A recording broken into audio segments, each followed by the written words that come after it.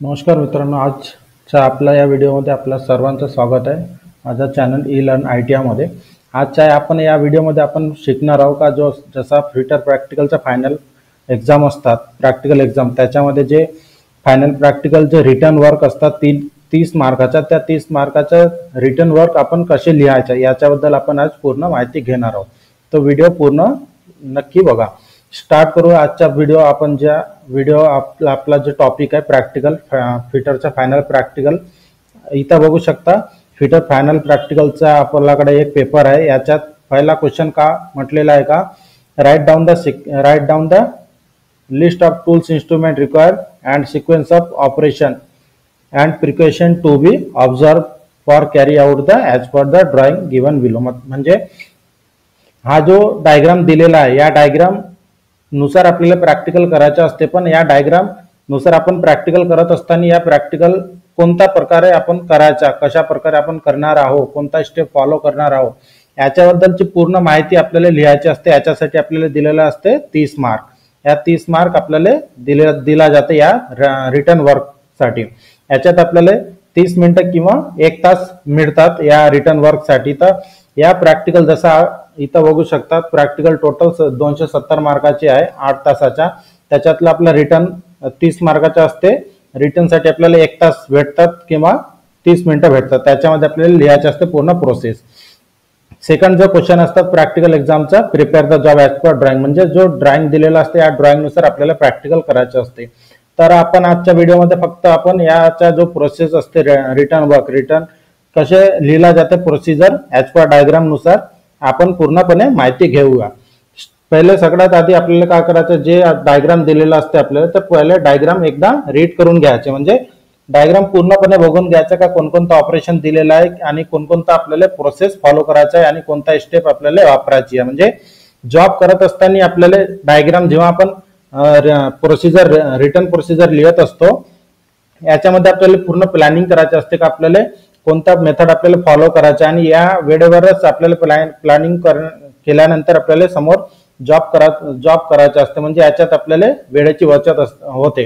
म्हणजे जर तुम्ही पूर्णपणे व्यवस्थितपणे जर प्लॅनिंग केले तर आपल्याला जॉब करायला तेवढा कठीण जात नाही, म्हणजे जड जात नाही. तर या सगळ्यात आधी काय करायचं, आपल्याला डायग्राम एकदा पाहून घ्यायचा पूर्णपणे. जसा या जो आपला प्रॅक्टिकल एक्झाम आहे, या एक्झाम मध्ये आपल्याला डाउटल फिटिंगचा जॉब दिलेला आहे. डाउटल फिटिंग या जसं आपण नेहमीप्रमाणे आपण प्रॅक्टिकल केलेला पण असतो का, आपला जो प्रॅक्टिकल असते फिटरच्या, त्या प्रॅक्टिकलमध्ये हा प्रॅक्टिकल झालेला असते. पण फायनल प्रॅक्टिकल एक्झाम मध्ये पण हा खूपदा विचारलेला आहे.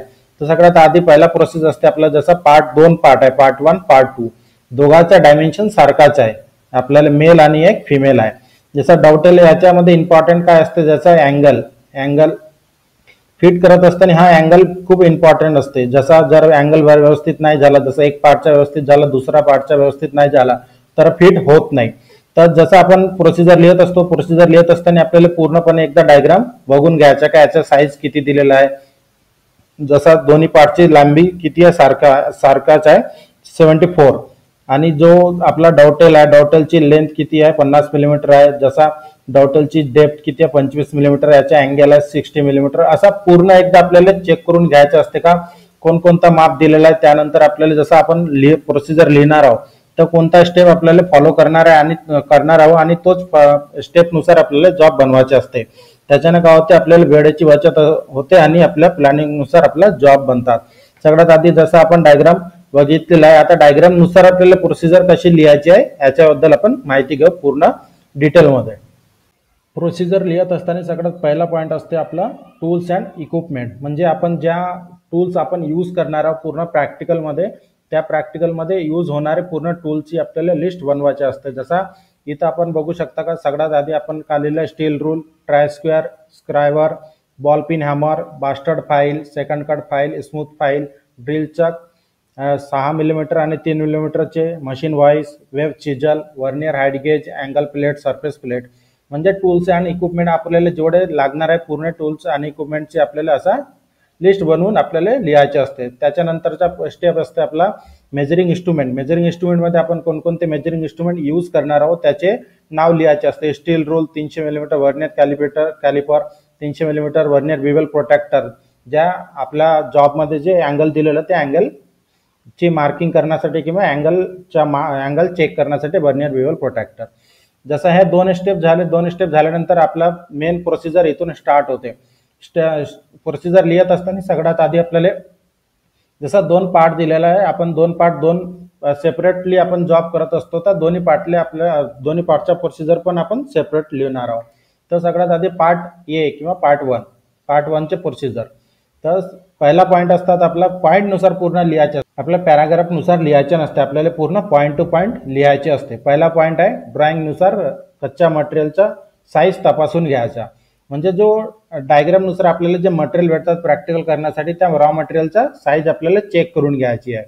सेकंड पॉईंट आहे जॉब बेंच वाईज मध्ये सेट करून कट करून घ्यायचा. त्याच्यानंतर जे साईज दिलेला आहे 74x47x9 मिलीमीटर सह पार्ट 1 आणि पार्ट 2 ला फाईल करायचा. म्हणजे जे जॉब आपल्याला ज्या साईजमध्ये दिलेला आहे त्या साईजमध्ये सगळ्यात आधी आपल्याला हॅक्सा फ्रेमच्या साहाय्याने कट करायचे असते.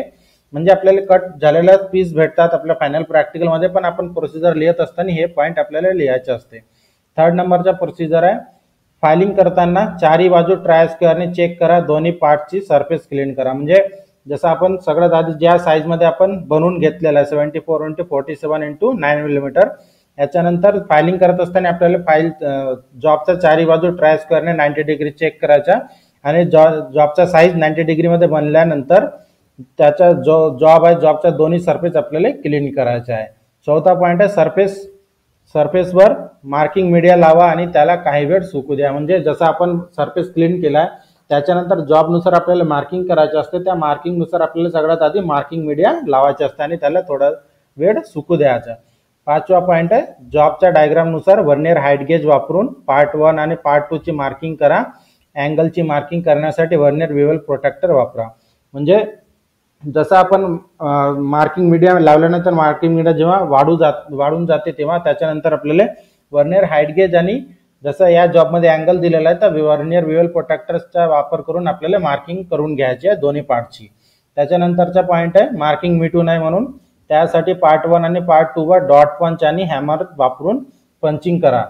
म्हणजे जसं आपण मार्किंग केल्यानंतर आपल्याला पंचिंग करायचं आहे. म्हणजे जसं आपण प्रॅक्टिकल करणार आहोत त्या प्रॅक्टिकल करत असताना जर आपण पंचिंग नाही केलं तर ते मार्किंग आपल्याला दिसणार नाही, ते मार्किंग मिटून जाते. म्हणून डॉट पंच आणि बॉलपिन हॅमरच्या सहाय्याने पंचिंग करायची आहे. सातवा पॉईंट आहे जॉबला मशीन वाईज मध्ये सेट करून ड्रॉइंगनुसार दोन्ही पार्ट्समध्ये 3 मिलीमीटरचे रिलीफ होल करा. जसं मी ना डायग्राम आधी दाखवलेला आहे त्याच्यामध्ये जे 3 मिलीमीटरचे जे होल दाखवलेला आहे त्याच्यानुसार आपल्याला रिलीफ होल करायचा आहे 3 मिलीमीटरची. म्हणूनच मी आधी म्हटलेलं आहे की जॉब पूर्णपणे एकदा पाहून घ्यायचा का कोणकोणता प्रोसेस दिलेला आहे. आठवा पॉईंट आहे अतिरिक्त मटेरियल काढण्यासाठी एक हॅक्सा वापरा आणि गरजेनुसार फाईल निवडा आणि फायलिंग करा. म्हणजे जे आपण जसा रिलीफ होल केलेला आहे त्याच्यानंतर जे एक्स्ट्रा मटेरियल असते एक्स्ट्रा मटेरियलला काढण्यासाठी आपण पार्ट 1 ची प्रोसिजर सांगून राहिलो. तर पार्ट 1चा जो हॅक्सा फ्रेमच्या सहाय्याने जसं आपण एक्स्ट्रा मटेरियल कट करणार आहोत त्याच्यानंतर जे आपल्याला फाईल लागणार आहे त्या फाईलची निवड करा आणि फायलिंग करा ॲज पर डायग्रामनुसार. 9वा पॉईंट आहे वर्नियर कॅलिपर आणि वर्नियर बिवेल प्रोटेक्टर वापरून साईज आणि अँगल तपासा. जसं आपण पहिला पार्टला हॅक्सा फ्रेमच्या सहाय्याने एक्स्ट्रा मटेरियल कट केलं त्यानंतर फाईलच्या सहाय्याने आपण फायलिंग केलं आणि साईजमध्ये आकारानुसार आपण बनवलेला आहे. त्याच्यानंतर आपल्याला एकदा वर्नियर कॅलिपर आणि वर्नियर बिवेल प्रोटेक्टर वापरून अँगल आणि पूर्ण साईज आपल्याला तपासून घ्यायची आहे. त्याच्यानंतर 10वा पॉईंट आहे ड्रॉइंगनुसार प्लस मायनस हा टॉलरन्स दिलेला आहे प्लस मायनस 0.04 मिलीमीटरची ॲक्युरेसी ठेवा आणि अँगल 30 मिनिटापर्यंत फायलिंग करून पार्ट 1 पूर्ण करा. म्हणजे जसं आपण साईज चेक केलेला आहे साईज चेक केल्यानंतर जसं जर साईज काही कमी जास्त असल्यास तर जो साईज दिलेला आहे लांबी रुंदी किंवा बाकी जे दुसरे साईज त्याच्यात टॉलरन्स आहे 0.04 मिलीमीटरची आणि जे अँगल दिलेला आहे अँगलमध्ये 30 मिनिटे म्हणजे जसा 60 मिनिटांचा 1 डिग्री असतं तर अर्धा डिग्रीपर्यंतचा टॉलरन्स दिलेला आहे. याच्यानुसार आपल्याला पार्ट 1 पूर्ण कंप्लीट करायची आहे. त्याच्यानंतरचा प्रोसेस आहे जसा हा पार्ट 1 आहे आपला या डायग्राममध्ये आपल्याला पार्ट 1 दाखवलेला आहे. तर पार्ट 1 मध्ये रिलीफ होल जसं मी म्हटलेला होता वरती प्रोसेसमध्ये म्हटलेला आहे रिलीफ होल हा 2 रिलीफ होल आहे. याच्यानंतर रिलीफ होलचं ड्रिलिंग केल्यानंतर आपल्याला हॅक्सा फ्रेमच्या सहाय्याने असा या कट करायच्या या दोन्ही बाजूना डॉटेलच्या, हा एक्स्ट्रा मटेरियल कट होऊन जाते. त्यानंतर आपल्याला फायलिंग करून या साईज मध्ये आपल्याला बनवायचे असते. आता आपण सेकंड पार्टचा प्रोसेस बघूया. पार्ट बी किंवा पार्ट 2. पार्ट 2 चा प्रोसेस लिहित असताना पहिला पॉइंट, जसं आपण पहिला जो पार्ट 1 मध्ये प्रोसेस बघितला होता त्याच्यामध्ये आपण दोन्ही पार्टचे सरफेस क्लीन वगैरे करून मार्किंग वगैरे पंचिंग केलेले होते दोन्ही पार्टचे. त्याच्यानंतर समोरून हा पार्ट 2 चा पॉइंट स्टार्ट होते. मशीन व्हॉइस मध्ये पार्ट 2 सेट करा, अतिरिक्त मटेरियल्स वर चेन ड्रिलिंग करा आणि हॅकसॉच्या सहाय्याने कट करा. म्हणजे जसा दो पार्ट दुसरा आहे, मी खाली डायग्राम पण दाखवणार आहोत. तर पार्ट 2 मध्ये जे एक्स्ट्रा मटेरियल आहे डॉटेलचा इंटरनल भागवाला आतील भाग, त्याच्यात आपल्याला चेन ड्रिलिंग करायची आहे आणि हॅक्सा फ्रेमच्या सहाय्याने आपल्याला कट करून घ्यायचं आहे. त्यानंतर ड्रिल केलेला भाग काढण्यासाठी वेब चिजल आणि हातोड्याचा वापर करा. म्हणजे ज्या ठिकाणी आपण चेन ड्रिलिंग करणार आहोत त्या ठिकाणी आपल्याला चेन ड्रिलिंग केल्यानंतर आपल्याला वेब चिजल वापरून मटेरियल बाहेर काढायचे असते. त्याच्यानंतर थर्ड पॉइंट आहे, गरजेनुसार फाईलची निवड करा आणि डायग्रामनुसार जॉब फायलिंग करा आणि आकारात बनवा. म्हणजे ज्या फाईलची आपल्याला गरज आहे त्याच फाईलची आपल्याला निवड करायची आहे आणि ज्या जॉबचा जो आकार दिलेला त्या आकारमध्ये आपल्याला बनवायचे आहे. त्यानंतर चौथा पॉइंट आहे, वर्नियर कॅलिपर आणि वर्नियर विवेल प्रोटेक्टर वापरून साईज आणि अँगल तपासा. म्हणजे जे वर्नियर आपला जो आपण जे जॉब तयार केलेला आहे त्या तयार झालेला जॉबचा आपल्याला साईज चेक करायचा वर्नियर कॅलिपरच्या सहाय्याने आणि जे आतील अँगल आहे त्या अँगल आपल्याला चेक करायचे वर्नियर विवेल प्रोटेक्टरच्या सहाय्याने. त्याच्यानंतर पाचवा पॉइंट आहे, डायग्रामनुसार पार्ट 1 आणि पार्ट 2 फिट करून बघा. म्हणजे जसं आपण दोन्ही पार्ट आपण बनवून घेतलेला आहे साईजनुसार, त्याच्यानंतर आपला प्रोसेस असते दोन्ही पार्टला एकदा फिट करून चेक करायचा का फिट होऊन राहिला किंवा नाही. जर पार्ट फिट होत नसेल तर आपल्याला अजून पुन्हा साईज चेक करायचा आणि आपल्याला चेक करायचं का कोणत्या ठिकाणी आपला साईज पूर्णपणे बनलेला नाही आहे. आणि त्यानुसार वर्नियर कॅलिपर वापरून आणि प्रोटेक्टरच्या सहाय्याने अँगल चेक करून आपल्याला कंटिन्यू फायलिंग करायचं आणि फिट करून चेक करत राहायचा. त्याच्यानंतर छठवा पॉइंट आहे, दोन्ही पार्ट्स स्मूथ फाईलच्या मदतीने फायलिंग करून अंतिम फिनिश करा. म्हणजे जसा आपला जॉब फिट होऊन जाते त्यानंतर आपल्याला शेवटचा प्रोसेस असते का जॉबचा आपल्याला फिनिशिंग करायचं असते. तर फिनिशिंग करत असताना आपल्याला स्मूथ फाईलचा वापर करून आपल्याला जॉब आपला पूर्ण फिनिशिंग करायची आहे. सातवा पॉइंट आहे, सर्व जॉबच्या पृष्ठभागावर फाईल करा आणि वर काढा. म्हणजे जॉबचा पूर्ण जो सरफेस असते पूर्ण जॉबचा पृष्ठभागावरचं जे सरफेस क्लीन करून घ्यायची आहे. म्हणजे पृष्ठभाग म्हणजे सरफेसच असतात. थोडा आपला मराठीमध्ये थोडासा कमी जास्त होऊ शकते, थोडा मॅनेज करून घ्या. म्हणजे जो जॉब आपण तयार केलेला आहे जॉब तयार केल्यानंतर पूर्ण त्याचं सरफेस क्लीन करून घ्यायचे आणि नंतर जेव्हा आपण फिनिशिंग करतो त्याचा जो कॉर्नर आहे कॉर्नरला बर्स असतात त्या बर्स आपल्याला काढून घ्यायची आहे. आणि नंतरचा शेवटचा पॉइंट आहे, तेलाचे 3 परत लावा आणि मूल्यांकनासाठी त्याला संरक्षित ठेवा. म्हणजे जॉब आपला बनल्यानंतर त्याच्यात जंग नाही लागला पाहिजे, कारण आपण जॉब जेव्हा प्रॅक्टिकल जॉब बनवून देतो त्याच्या 1-2-3 दिवसाच्या आत जॉब आपलं चेक होऊन जाते. तर 3 दिवसापर्यंत कमीत कमी जंग नाही लागला पाहिजे याची काळजी म्हणून आपल्याला थोडासा ऑइल लावायचे असते.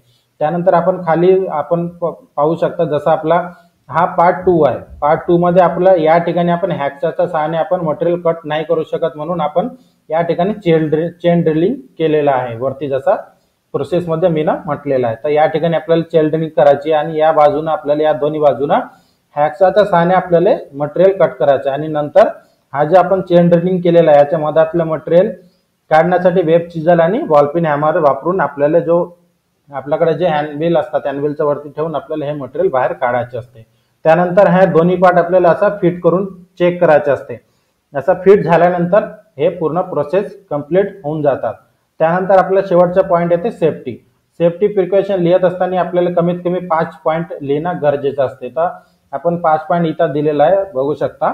पॉइंट 1 सेफ्टी प्रिकॉशन मधला, सुनिश्चित करा की उपकरणाची स्थिती चांगली आहे आणि उचित तंत्रज्ञानाचं पालन करा. म्हणजे आपण ज्या टूल्स इक्विपमेंट वापरणार आहोत त्याची म्हणजे त्याची स्थिती म्हणजे ते व्यवस्थितपणे असले पाहिजे. म्हणजे फाईल असला तर त्याच्यात हँडल पण असला पाहिजे, त्याच्यात कमीत कमी कटिंग एज वगैरे असला पाहिजे, नाही तर आपला जॉब व्यवस्थित बनणार नाही.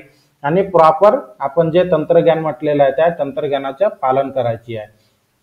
त्यानंतर सेकंड पॉइंट आहे सेफ्टीचा, अनपेक्षित क्रिया रोखण्यासाठी जॉबला मजबूतीने क्लाम करा. जेव्हा आपण जॉब करत असतो बेंच वाईसवर लावून तर बेंच वाईजवर घट्टपणे त्याला सेट करायचा.